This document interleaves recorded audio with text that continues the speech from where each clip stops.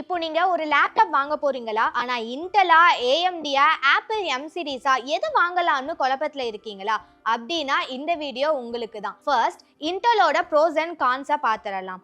Intel தான் laptop and பிசியோட traditional power house மாதிரி. நீங்கள் core i5 i7ல 13th and 14th ஜென்ல வாங்குறீங்க அப்படின்னா மல்டி டாஸ்கிங், ஆஃபீஸ் ஒர்க், எடிட்டிங்க்கு எல்லாத்துக்குமே ஸ்மூத்தாக இருக்கும்.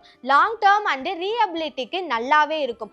ஆனால் சில மோட்ஸில் terminal control and battery efficiency கம்மியாக தான் இருக்கும். அடுத்து ஏஎம்டி 5000 7000 சீரீஸில் நீங்கள் எடுக்கிறீங்க அப்படின்னா மல்டி டாஸ்கிங், ஆஃபீஸ் ஒர்க், எடிட்டிங்க்கு நல்லாவே இருக்கும். இந்த ப்ராசஸரில் ரேடியன் கிராஃபிக்ஸ் இன்பில்டாவே வரதுனால நல்லாவே ரொம்ப ஸ்மூத்தா ஒர்க் பண்றதுக்கு இருக்கும். அண்ட் இன்டெலை விட இதுல பேட்டரி லைஃப் அண்ட் பிரைஸ் பேலன்ஸ்டா நல்லாவே இருக்கும்.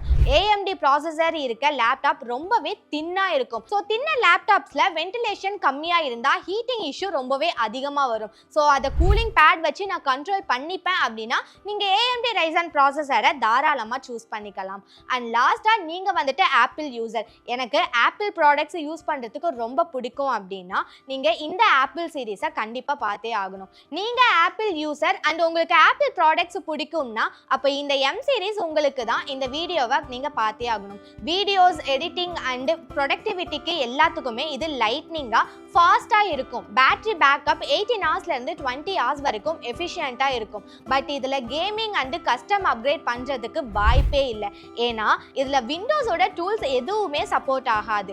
இன்னும் சுருக்கமா சொல்லணும்னா எனக்கு பட்ஜெட்ல அதே சமயம் பெஸ்டா பர்ஃபார்ம் பண்ற ப்ராசஸர் வேணும்னா நீங்க தாராளமா AMD-யை சூஸ் பண்ணிக்கலாம். இப்போ நான் சொன்னதுல எந்த ப்ராசஸர் நீங்க சூஸ் பண்ணுவீங்கன்றத கீழே கமெண்ட்ல சொல்லுங்க.